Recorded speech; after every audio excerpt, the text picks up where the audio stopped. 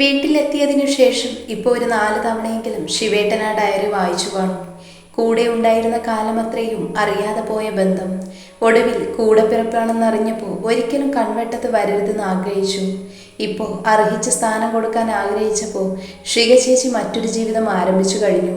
ശിവേട്ട, ഇങ്ങനെ ഇരുന്നാൽ മതിയോ? നന്ദുവേട്ടനോട് പറയണ്ടേ? ഞാൻ ശിവേട്ടനോടായി പറഞ്ഞു. ഞാൻ അവനെ വിളിച്ചിരുന്നു. ഇന്ന് കുറച്ച് തിരക്കാണ്, നാളെ ഇങ്ങോട്ട് വരാമെന്ന് പറഞ്ഞു. വിവേകിനെയും കൂടി വിളിച്ചേക്ക്, ചില കാര്യങ്ങൾ അവൻ പറയുന്നതായിരിക്കും നല്ലത്. വിളിക്കണം, അവനും വേണം. ചോദിക്കുന്നതിന് മറുപടി പറയുന്നുണ്ടെങ്കിലും ശിവേട്ടൻ്റെ മനസ്സ് ഇവിടെയെങ്ങുമല്ല. ഈ മൂടൊന്ന് മാറ്റാൻ ഒറ്റ വഴിയേ ഉള്ളൂ. ഞാൻ ബെഡിൽ വന്നിരുന്ന് ശിവേട്ടനെ നോക്കി. എന്നിട്ട് മെല്ലെ എൻ്റെ വയറിൽ കൈവച്ചു. ഒന്ന് തലോടിക്കൊണ്ട് ബാബയോട് സംസാരിക്കാൻ തുടങ്ങി. അതെ, ഇപ്പോൾ കുറച്ച് ദിവസമായിട്ട് ഈ കലിപ്പന് നമ്മളെ അധികം മൈൻഡൊന്നും ഇല്ല കേട്ടോ. എന്തോ അച്ഛനോട് മോന് പിണക്കമാണെന്നോ? പോട്ടെ, സാരമില്ല, എൻ്റെ ചക്കരയ്ക്ക് അമ്മ ഉണ്ടല്ലോ. ഇത്രയും പറഞ്ഞിട്ട് ഞാൻ ഒളി കണ്ടിട്ട് ശിവേട്ടനെ ഒന്ന് നോക്കി. ഒരു ചെറു പുഞ്ചിരിയുമായി എന്നെയും നോക്കി ഇരിപ്പുണ്ട്. ഹാവ്, എൻ്റെ ഉദ്ദേശം ഫലിച്ചു, ഭാഗ്യം. എടി വായാടി, നീ എന്താ എൻ്റെ കൊച്ചിനോട് പറഞ്ഞു കൊടുക്കുന്നേ? അതിന് മറുപടി കൊടുക്കാതെ ഞാൻ എൻ്റെ വയറിൽ തഴുകിക്കൊണ്ടിരുന്നു. അതോടെ ശിവേട്ടൻ എൻ്റെ മുന്നിൽ മുട്ടുകുത്തിയിരുന്നു. വയറിൽ മെല്ലെ ചുണ്ടുകൾ ചേർത്തു. തല ഉയർത്തി എന്നെ നോക്കിയിട്ട് വയറിലേക്ക് മുഖം ചേർത്ത് വെച്ചിരുന്നു. സോറി പെണ്ണെ, നിനക്കറിയാലോ എൻ്റെ മനസ്സിലിപ്പോൾ എന്താണെന്ന്. എന്നിട്ടും ഞാൻ പിടിച്ചു നിൽക്കുന്നത് നീ എൻ്റെ കൂടെ ഉള്ളത് കൊണ്ടാ. ഏതവസ്ഥയിലും എൻ്റെ പാതിയായി നീയുള്ളതാണ് എൻ്റെ ശക്തി. ഈ ഒരു സാഹചര്യത്തിൽ ഏത് പെണ്ണിനും ഉണ്ടാകുന്ന പരിഭവമാണ് നിനക്കും. നന്ദുവിനോടെല്ലാം പറഞ്ഞ് അവനൊന്ന് ഓക്കെ ആക്കുന്നത് വരെ നീ ഒന്ന് അഡ്ജസ്റ്റ് ചെയ്യണം. അത് കഴിഞ്ഞാൽ പിന്നെയും ഞാൻ പൂർണ്ണമായി ഗൗരിയുടെ മാത്രം ശിവയാകും, സത്യം. എന്താ ശിവേട്ട ഇത്? ഞാൻ അങ്ങനെയൊന്നും ഉദ്ദേശിച്ചല്ല പറഞ്ഞത്. എല്ലാത്തിനും ഞാൻ കൂടെ തന്നെ ഉണ്ടല്ലോ, എല്ലാം കലങ്ങി തെളിയും. രാവിലെ അമ്പലത്തിൽ പോകണമെന്ന് ശിവേട്ടൻ പറഞ്ഞപ്പോൾ അത് അത്യാവശ്യമാണെന്ന് എനിക്കും തോന്നി. ഇന്ന് നന്ദുവേട്ടനോടെല്ലാം പറയുമ്പോൾ അതെല്ലാം ഉൾക്കൊള്ളാനുള്ള ശക്തി നന്ദുവേട്ടന് ഉണ്ടായിരിക്കണം. റെഡിയായി ഇറങ്ങിയപ്പോഴാണ് ഞങ്ങളുടെ കൂടെ വരണമെന്ന് പറഞ്ഞ് അമ്പൂട്ടി കരച്ചിൽ തുടങ്ങിയത്. അവസാനം അവളെയും ഒരുക്കി അമ്പലത്തിലേക്ക് പുറപ്പെട്ടു. അവിടെ ചെന്നപ്പോൾ കാണുന്നത് ആൽത്തറയിൽ ഇരുന്ന് സംസാരിക്കുന്ന ഗിരിയേട്ടനെയും സൗഭാഗ്യയുമാണ്. ഗൗരിയെ, കാര്യങ്ങളുടെ പോക്ക് ഇങ്ങനെയാണെങ്കിൽ നിന്റെ ആഗ്രഹം നടക്കുമെന്ന് തോന്നുന്നു. ഏയ്, അമ്പലത്തിൽ വെച്ച് കണ്ടെന്നും പറഞ്ഞ് അവർക്കിടയിൽ നമ്മൾ പ്രതീക്ഷിക്കുന്നത് പോലെയൊന്നും വർക്കൗട്ട് ആകില്ല. അങ്ങനെ അങ്ങ് തറപ്പിച്ച് പറയണ്ട. പണ്ട് ഈ അമ്പലമുറ്റത്ത് വെച്ച ഞാൻ എൻ്റെ പെണ്ണിന് വേണ്ടി പ്രാർത്ഥിച്ചത്. ഇതേ സ്ഥലത്ത് വെച്ച എൻ്റെ പെണ്ണ് എന്നെ ആദ്യമായിട്ട് കാണുന്നത്. അപ്പോഴേക്കും ഗിരിയേട്ടനും സൗഭാഗ്യവും ഞങ്ങളെ കണ്ടിരുന്നു. രണ്ടുപേരുടെയും മുഖത്ത് വലിയ ഭാവവ്യത്യാസമൊന്നുമില്ല. അതുകൊണ്ട് തന്നെ ചുറ്റിക്കളിയൊന്നുമില്ലെന്ന് മനസ്സിലായി. സൗഭാഗ്യം വന്ന അമ്പൂട്ടിയെടുത്തെങ്കിലും പെണ്ണിൻ്റെ നോട്ടം ഗിരിയേട്ടനിലായിരുന്നു. അതറിഞ്ഞുകൊണ്ട് തന്നെ ഏട്ടൻ അവളെ മൈൻഡ് ചെയ്യാതെ നിൽക്കുക. ഏത് നിമിഷവും അമ്പൂട്ടിയുടെ വക ഒരു കരച്ചിൽ പ്രതീക്ഷിക്കാം. അത്രയ്ക്ക് കൂട്ടാണ് അവൾ ഗിരിയേട്ടനോട്. അതുകൊണ്ടാണ് ഇങ്ങനെ. അളിയോ, എത്രയും വേഗം അമ്പൂട്ടി എടുക്കുന്നതാണ് നല്ലത്. ദേ, അവളുടെ കണ്ണൊക്കെ നിറഞ്ഞു തുടങ്ങി. ഗിരിയേട്ടൻ അമ്പൂട്ടിയെ നോക്കിയപ്പോഴേക്കും പെണ്ണ് ചുണ്ടൊക്കെ മലർത്തി വെച്ച് കരച്ചിലിനുള്ള തയ്യാറെടുപ്പിലാണ്. എന്തായാലും കരച്ചിൽ കേൾക്കാനുള്ള ശേഷിയില്ലാത്തതുകൊണ്ട് ഗിരിയേട്ടൻ കൈനീട്ടി. എന്തോ ലോകം കീഴടക്കിയ സന്തോഷത്തോടെ അവൾ ഏട്ടൻ്റെ കൈകളിലേക്ക് ചാഞ്ഞിരുന്നു. നിനക്ക് ഡ്യൂട്ടി ഇല്ലടി? ഇന്ന് നൈറ്റാണ്. അപ്പോൾ പിന്നെ രാവിലെ തന്നെ അമ്പലത്തിലേക്ക് വരാമെന്ന് കരുതി. വന്നപ്പോൾ ഗിരിയേട്ടനെ കണ്ടു. പിന്നെ ഞങ്ങൾ ഓരോന്ന് പറഞ്ഞിരുന്ന് സംസാരിച്ചു. എങ്കിൽ മക്കൾ ഇവിടെ ഇരിക്ക്, ഞങ്ങൾ തൊഴുതിട്ട് വരാം. അമ്പൂട്ടിയെ വാ. ശിവേട്ടൻ കൈ നീട്ടിയപ്പോൾ അമ്പൂട്ടി ആ കൈ തട്ടി മാറ്റി ഗിരിയേട്ടൻ്റെ തോളിൽ കൈ ചുറ്റിയിരുന്നു. കൂടുതൽ നിർബന്ധിക്കാൻ പോയില്ല. അതുകൊണ്ട് ഞങ്ങൾ തൊഴുതിറങ്ങുന്നത് വരെ ഗിരിയേട്ടനും സൗഭാഗ്യക്കും നല്ല പണിയായിരുന്നു. അവളുടെ ഓരോ ചോദ്യങ്ങൾക്കും മറുപടി പറഞ്ഞ് രണ്ടുപേരും ഒരു വഴിക്കായി. മതി അവൻ്റെ തോളിൽ കയറി ഇരുന്നത്, വാ പോകാം. ശിവേട്ടൻ വിളിച്ചിട്ടും അമ്പൂട്ടി വരുന്ന ലക്ഷണമില്ല. ഞാനും കുറെ പറഞ്ഞിട്ടും പെണ്ണ് ഏട്ടൻ്റെ തോളിൽ കൂടുതൽ ഇറുക്കി പിടിക്കുകയാണ് ചെയ്തത്. നിങ്ങൾ പൊയ്ക്കോ മോളെ, ഞാൻ വൈകിട്ട് അങ്ങ് കൊണ്ടുവരാം. അപ്പോൾ ഏട്ടന് പോകണ്ടേ? അതിന് സാരമില്ല, വീട്ടിൽ അച്ഛനും അമ്മയും ഉണ്ടല്ലോ. വൈകിട്ട് ഞാൻ നേരത്തെ വന്നോളാം. എങ്കിൽ ഞാനും വീട്ടിലേക്ക് വരാൻ ഗിരിയേട്ടാ. ഹോസ്റ്റലിൽ പോയി വെറുതെ ഇരിക്കണ്ടല്ലോ. ഇന്നാവുമ്പോൾ അമ്പൂട്ടിയുമുണ്ട്. സൗഭാഗ്യം കൂടി അങ്ങനെ പറഞ്ഞതോടെ പിന്നെ ഞങ്ങൾ എതിര് നിന്നില്ല. എങ്കിലും ശ്രേയ ചേച്ചിയെ വിളിച്ചു ചോദിച്ചിട്ടാണ് അമ്പൂട്ടിയെയും കൊണ്ട് ഗിരിയേട്ടനും സൗഭാഗ്യവും പോയത്. തിരികെ വീട്ടിലെത്തിയപ്പോൾ മുതൽ ശിവേട്ടനാകെ ടെൻഷനിലായിരുന്നു. കുറച്ച് സമയം കൂടി കഴിയുമ്പോൾ നന്ദുവേട്ടൻ വരും, അതാണ് കാരണം. എൻ്റെ ശിവേട്ട, ഇന്നത്തോടെ ഈ ചാപ്റ്റർ ക്ലോസ് ചെയ്യാനാണ് നമ്മൾ ഉദ്ദേശിക്കുന്നത്. അതിന് ആദ്യം ഏട്ടനൊന്ന് സ്ട്രോങ് ആവണം, അല്ലാതെ ഇങ്ങനെ ആവാൻ പറ്റില്ല. നന്ദുവിനോട് പറയണോ ഗൗരി? ഇപ്പോൾ ഒരുവിധം അവനെല്ലാമായിട്ട് പൊരുത്തപ്പെട്ട് വരുക. നന്ദുവേട്ടിൽ നിന്ന് എല്ലാം മറച്ചു വെച്ച അത് ശിഖചേച്ചിയോട് ചെയ്യുന്ന ഏറ്റവും വലിയ തെറ്റായിരിക്കും ഏട്ടാ. നിങ്ങൾക്കൊക്കെ വേണ്ടിയാ ശിഖചേച്ചി ഇത്രയും അനുഭവിച്ചത്. ആ ചേച്ചിയെക്കുറിച്ച് നന്ദുവേട്ടനിപ്പോൾ ഒരു നെഗറ്റീവ് ഇമ്പാക്റ്റാണ് ഉള്ളത്. അത് മാറണം, മാറിയേ പറ്റൂ. സംസാരിച്ചുകൊണ്ട് നിന്നപ്പോൾ തന്നെ നന്ദുവേട്ടനെത്തി. സത്യം പറഞ്ഞ നന്ദുവേട്ടനെ കണ്ടപ്പോൾ ഇത്രയും നേരം ഉണ്ടായിരുന്ന എൻ്റെ ധൈര്യം ചോർന്നു പോകുന്നത് പോലെ എനിക്ക് തോന്നി. നന്ദുവേട്ടൻ ജീവനോടെ ഉണ്ടെന്ന് അറിഞ്ഞിരുന്നെങ്കിൽ ശ്രീയചേച്ചിയെ ഞങ്ങൾക്ക് നഷ്ടപ്പെടില്ലായിരുന്നു. ഇനി അതൊന്നും പറഞ്ഞിട്ട് കാര്യമില്ലല്ലോ. എന്താടാ, ഇവിടെ എന്തെങ്കിലും പ്രശ്നമുണ്ടോ? ഏയ് ഇല്ല നന്ദു, ഞാൻ വെറുതെ ഒന്നുമല്ല. എന്തോ കാര്യമായിട്ട് നിനക്കെന്നോട് പറയാനുണ്ട്. കാര്യം പറ ജിത്തു. അത് നന്ദുവേട്ട, ഒരു കാര്യം പറയാനുണ്ട്. ആഹാ, അപ്പം നിനക്കും അറിയാം കാര്യം എന്താണെന്ന്. എന്താണെങ്കിലും നിങ്ങൾ പറ, നമുക്ക് സോൾവ് ചെയ്യാം. ഗൗരി, നീ പോയി അച്ഛമ്മയെ നോക്കിയിട്ട് വാ, ഞങ്ങൾ ഗാർഡനിലേക്ക് ഇരിക്കാം. ശിവേട്ടൻ പറഞ്ഞതുപോലെ ഞാൻ മുത്തശ്ശിയുടെ റൂമിലേക്ക് ചെന്നു. ആള് നല്ല ഉറക്കാണ്.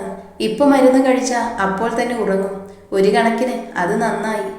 ശിവേട്ടൻ്റെയും നന്ദുവേട്ടൻ്റെയും മനോവിഷമമൊന്നും ഈ പാവം അറിയണ്ടല്ലോ. ഞാൻ തിരികെ ഗാർഡനിലെത്തിയപ്പോഴേക്കും ശിവേട്ടൻ കാര്യങ്ങൾ പറഞ്ഞു തുടങ്ങിയിരുന്നു. ഭാവഭേദമില്ലാതെയാണ് നന്ദുവേട്ടൻ ഇരിക്കുന്നത്. അപ്പോഴാണ് വിവേക് എത്തിയത്. നന്ദു, ഇതാണ് വിവേക്. ഇവൻ വഴിയാണ് ഈ കാര്യങ്ങളൊക്കെ ഞങ്ങൾ അറിഞ്ഞത്. നന്ദുവേട്ടൻ വിവേകിന് കൈ കൊടുക്കുമ്പോൾ അവൻ ഏട്ടനെ കണ്ണിമ വെട്ടാതെ നോക്കുകയായിരുന്നു. അപ്പോ ചുരുക്കി പറഞ്ഞ അവളെ, എൻ്റെ ഷികയെ വിധി എന്നിൽ നിന്ന് അകറ്റിയതാണല്ലേ നന്ദു? ഇപ്പോഴാ ജിത്തു എനിക്ക് കുറച്ച് സമാധാനമായത്. അവൾ ചതിച്ചിട്ട് പോയതല്ലെന്ന് തെളിഞ്ഞല്ലോ. എവിടെയാണെങ്കിലും അവൾ സന്തോഷത്തോടെ ഇരിക്കട്ടെ. അല്ല വിവേക്, അവൾ ഹാപ്പി ആണല്ലോ അല്ലേ? നിനക്ക് ഉറപ്പാണോ അത്? അതേ എന്ന് തലയാട്ടിയതല്ലാതെ അവനൊന്നും മിണ്ടിയില്ല. എന്തോ ആലോചനയിലായിരുന്നു അവൻ. നന്ദു, കഴിഞ്ഞത് കഴിഞ്ഞു. നമ്മുടെ മനസ്സിൽ ആ പഴയ ഷികയെ അതുപോലെ തന്നെ ഉണ്ടാകും. പക്ഷെ ഒരിക്കലും അവളത് അറിയരുത്. ഓക്കെ? ഇല്ലടാ, അവളുടെ ഓർമ്മകൾ ഞാൻ ഉണ്ടാകും, അല്ലാതെ അവളുടെ ജീവിതത്തിൽ അനന്തമില്ല. ഒരൊറ്റ കാര്യത്തിലാണ് എനിക്ക് സങ്കടം. ഞാൻ കാരണം നിനക്കും അവളിൽ നിന്ന് അകന്നു നിൽക്കേണ്ടി വരുമല്ലോ. അവൾ ഏറ്റവും കൂടുതൽ ആഗ്രഹിച്ചത് നിന്റെ സ്നേഹമല്ലായിരുന്നടാ. ഒരു കാര്യം ചെയ്യാം, ഞാൻ ജീവിച്ചിരിപ്പുണ്ടെന്ന് അവൾ അറിയാതിരുന്നാൽ പോരെ? അതിന് ഞാൻ ഈ നാട്ടിൽ നിന്ന് പോകാം. അവളോട് ഇങ്ങോട്ട് വരാൻ പറ. എന്നിട്ട് ഒരു കുടുംബം പോലെ നിങ്ങൾ കഴിയണം. നന്ദു, മതി. ഇതിൽ കൂടുതൽ നീ പറയണ്ട. നിന്നേക്കാൾ വലുതാണോടാ എനിക്ക് അവള്. നീ ഇല്ലാത്തൊരു കുടുംബം എനിക്ക് ഉണ്ടോടാ? എന്നിട്ട് അവൻ വലിയ ത്യാഗം ചെയ്യുന്നു. ശിവേട്ട, വേണ്ട. നന്ദുവേട്ടൻ എല്ലാവരുടെയും സന്തോഷത്തിന് വേണ്ടി പറഞ്ഞതല്ലേ എന്ന് കരുതി നമ്മളത് സമ്മതിക്കില്ലല്ലോ. വിട്ടേക്ക്. എന്തിനു വെറുതെ? എല്ലാവരെയും സന്തോഷിപ്പിച്ചിട്ട് ഇവൻ അങ്ങനെ ഒറ്റയ്ക്ക് ജീവിക്കണ്ട. ഇവനും വേണം ഒരു കുടുംബം. തൽക്കാലം അതുമാത്രം നീ എന്നോട് പറയരുത്. നിനക്കറിയാം, പെണ്ണും പ്രണയവും ഒന്നും എൻ്റെ സ്വപ്നങ്ങളിൽ ഇല്ലായിരുന്നു എന്ന്. അവിടേക്ക് ഇടിച്ചു കയറി വന്ന ഒരുത്തിയുണ്ട്, എന്നിൽ പ്രണയം നിറച്ചവൾ, ആദ്യ ചുംബനത്തിൻ്റെ ലഹരി അറിയിച്ചവൾ, എൻ്റെ ഹൃദയതാളം പോലും തൻ്റേതാക്കി മാറ്റിയവൾ. ആ അവളുടെ സ്ഥാനത്ത് ഇനിയൊരു പെണ്ണ്. എന്തെങ്കിലും അങ്ങനെ സംഭവിക്കാം, പക്ഷേ അത് എൻ്റെ പെണ്ണ് എന്ന് ചിന്തിക്കുമ്പോൾ ഷികയുടെ മുഖം മനസ്സിൽ തെളിയാത്ത നിമിഷം മാത്രം. അതുവരെ നിങ്ങളാരും എന്നെ ഒന്നിനും നിർബന്ധിക്കരുത്. അത്രയും പറഞ്ഞ് എഴുന്നേറ്റ് പോകാൻ തുനിഞ്ഞ നന്ദുവേട്ടൻ്റെ കൈകളിൽ വിവേക് പിടിച്ചു. എത്രയൊക്കെ ശ്രമിച്ചാലും ഇതുപോലെ ഒരിക്കലും ദീപുവേട്ടന് എൻ്റെ കുഞ്ഞേച്ചിയെ സ്നേഹിക്കാൻ കഴിയില്ല. അങ്ങനെയൊന്നുമില്ലടോ. അവളെ ആരും സ്നേഹിച്ചു പോകും, അല്ലെങ്കിൽ അവൾ സ്നേഹിപ്പിക്കും. പിന്നെ ചേരേണ്ടവർ തമ്മിലേ ചേരൂ. അത് പ്രകൃതി നിയമമാണ്. ചോദിക്കുന്നത് കൊണ്ടൊന്നും തോന്നരുത്. മംഗലത്ത് തറവാട്ടിലെ അനന്തൻ ഏട്ടനായിരുന്നു. വിവേകിൻ്റെ ആ ചോദ്യം ഞങ്ങളെല്ലാവരെയും ഞെട്ടിച്ചു. മംഗലത്ത് തറവാട് നിനക്കെങ്ങനെ അറിയും? ഞാൻ ചോദിച്ചതിന് ആദ്യം മറുപടി പറ. ഏട്ടൻ തന്നെയല്ലേ അനന്തൻ? അതെ, അവരാണ് എന്നെ ഈ നിലയിൽ എത്തിച്ചത്. അറിയാം, പക്ഷേ ആ അനന്തൻ എൻ്റെ കുഞ്ഞേച്ചിയുടെ അനന്തുവാണെന്ന് എനിക്കറിയില്ലായിരുന്നു. അറിഞ്ഞിരുന്നെങ്കിൽ ഇങ്ങനെയൊന്നും സംഭവിക്കില്ലായിരുന്നു. നീ എന്തൊക്കെയാ വിവേക് പറയുന്നത്? മംഗലത്ത് തറവാട്ടിലെ കാര്യങ്ങൾ നിനക്കെങ്ങനെ അറിയാം? അത് പിന്നെ പറ വിവേക്. മംഗലത്ത് തറവാട്ടിലെ അമൃത എൻ്റെ കൂടെയാണ് പഠിക്കുന്നത്. സ്കൂളിൽ പഠിക്കുമ്പോൾ ഒന്നും കേൾക്കാതിരുന്നൊരു പേര് കോളേജിലെത്തിയപ്പോൾ മുതൽ കേൾക്കാൻ തുടങ്ങി. അനന്തേട്ടൻ. സംസാരത്തിൽ നിന്ന് അവളുടെ ഏട്ടനാണെന്ന് മനസ്സിലായി. പക്ഷേ അവർ 5 പെൺകുട്ടികളാണെന്നും എനിക്കറിയാമായിരുന്നു. എങ്കിലും കൂടുതൽ ഡീറ്റെയിൽഡ് ആയിട്ട് ചോദിച്ചില്ല. ബന്ധത്തിലുള്ള ആരെങ്കിലും ആയിരിക്കുമെന്ന് കരുതി. ഇന്നിവിടെ വന്നപ്പോൾ മുതൽ ഏട്ടന്റെ മുഖം നല്ല പരിചയമുള്ളതുപോലെ തോന്നി. അവൾ ഫോണിൽ കാണിച്ചിട്ടുള്ള അനന്തേട്ടൻ ഇത് തന്നെയാണെന്ന് എനിക്ക് വിശ്വസിക്കാൻ പറ്റിയില്ല. ഇത് വല്ലാത്തൊരു വിധിയായി പോയി. നന്ദുവേട്ടൻ ആ വീട്ടിലെത്തിയത് എങ്ങനെയാണെന്ന് അമ്മു പറഞ്ഞിരുന്നെങ്കിൽ ഒരു പക്ഷേ വിവേകിനൊരു ഡൗട്ട് തോന്നിയേനെ. ഇനി മറ്റൊരു കാര്യം ഞാൻ നിന്നോട് ചോദിക്കട്ടെ. ശിവേട്ടൻ എന്താണ് ചോദിക്കാൻ പോകുന്നതെന്ന് എനിക്ക് മനസ്സിലായി. ഞാനും അത് ചോദിക്കാൻ വരുമായിരുന്നു. അമൃത പറഞ്ഞിട്ടുള്ള അവളുടെ ആ കാമുകൻ നീയാണോ? അതെ, ഞങ്ങൾ തമ്മിൽ ഇഷ്ടത്തിലാണ്. പക്ഷേ ഇവിടെ ജനിച്ച നീ എങ്ങനെ അവളുടെ സ്കൂളിൽ? ഞാൻ പറഞ്ഞില്ലേ, ജനനം മാത്രമാണ് ഇവിടെ. അമ്മയുടെ കുടുംബം മംഗലത്തെ തറവാടിനടുത്താണ്.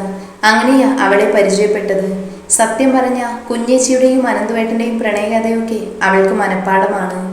അപ്പോ അവൾക്ക് മനസ്സിലായി കാണില്ലേ അത് നന്ദു ആണെന്ന്? ഇല്ല ജിത്തു, അവർക്കാർക്കും ഷികയെ അറിയില്ല. എൻ്റെ പാസ്റ്റും ആകെ അറിയുന്നത് സൗഭാഗ്യയ്ക്ക് മാത്രമാണ്. അതും അവളായിട്ട് കണ്ടുപിടിച്ചത്. എന്തായാലും എല്ലാവരും തമ്മിൽ കണക്റ്റഡ് ആയിരുന്നു. ആരും പരസ്പരം അറിഞ്ഞില്ലെന്ന് മാത്രം. അമൃതയ്ക്ക് തെറ്റുപറ്റില്ലെന്നാണ് എൻ്റെ വിശ്വാസം. നിന്റെ അച്ഛൻ്റെ ബാക്ക്ഗ്രൗണ്ടാണ് ഒരു പ്രോബ്ലം. അറിയാലോ അമൃത വളർന്ന ചുറ്റുപാടും എങ്ങനെയുള്ളതാണെന്ന്. എന്തായാലും നീ നന്നായി പഠിച്ചൊരു ജോലി റെഡിയാക്ക്. ബാക്കിയൊക്കെ നമുക്ക് നോക്കാം. ഷിക നിന്നെക്കുറിച്ച് ഞങ്ങളോട് പറഞ്ഞിരുന്നെങ്കിൽ നിന്നെ ഞങ്ങളുടെ കുഞ്ഞനിയനാക്കിയനെ. ഇനി എന്തായാലും അത് അങ്ങനെ മതി. അത് വെച്ച് വർമ്മ സാറിനെ കൊണ്ട് ഞാൻ സമ്മതിപ്പിക്കാം. അത് കേട്ടതോടെ വിവേക് നന്ദുവേട്ടനെ കെട്ടിപ്പിടിച്ച് കുറേ സ്നേഹപ്രകടനം അങ്ങ് നടത്തി. പിന്നെ കുറച്ച് സമയം കൂടി ചിലവഴിച്ചിട്ടാണ് ഞങ്ങൾ പിരിഞ്ഞത്. ഒരു വലിയ ഭാരം ഇറക്കി വെച്ച ആശ്വാസമുണ്ടായിരുന്നു ശിവേട്ടന്റെ മുഖത്ത്. കുറച്ച് ദിവസങ്ങൾക്ക് ശേഷം ഇന്നാണ് സമാധാനത്തോടെ ഒന്ന് ക്ലാസ്സിലിരിക്കുന്നത്. എങ്കിലും നിഖിലയില്ലാത്തതിൻ്റെ ഒരു സങ്കടമുണ്ട്. അവളിപ്പോ സച്ചിയേട്ടൻ്റെ അമ്മയുടെ സ്വന്തം ആളാണല്ലോ. അതുകൊണ്ട് സച്ചിയേട്ടൻ ഡിസ്ചാർജ് ആയതിനു ശേഷമേ ഇനി ക്ലാസ്സിലേക്ക് ഉള്ളൂ എന്ന് പറഞ്ഞിരിക്കുവാണ്. ഉച്ച ആയപ്പോഴാണ് എനിക്കൊരു വിസിറ്റർ ഉണ്ടെന്ന് പ്യൂൺ ചേട്ടൻ വന്ന് പറയുന്നത്. തെല്ല് സംശയത്തോടെയാണ് ഞാൻ വിസിറ്റർ റൂമിലേക്ക് ചെല്ലുന്നത്. അവിടെ ആ സമയം ഒരാൾ മാത്രമേ ഉണ്ടായിരുന്നുള്ളൂ. ആ ആളെയാണെങ്കിൽ എനിക്ക് പരിചയവുമില്ല. ആരാ? ഗൗരി അല്ലേ? അതെ, എനിക്ക് നിങ്ങളെ മനസ്സിലായില്ല. ഞാൻ ദീപക്, കുറച്ചുകൂടി വ്യക്തമായി പറഞ്ഞ ശ്രീകയുടെ ഹസ്ബൻഡ്.